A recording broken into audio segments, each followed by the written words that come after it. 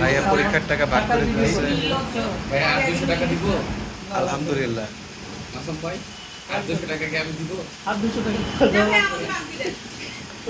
ভাইয়া এই টাকার অর্থমূল্য হচ্ছে 800 টাকা, কিন্তু ইম্প্যাক্ট হচ্ছে 8000 টাকা।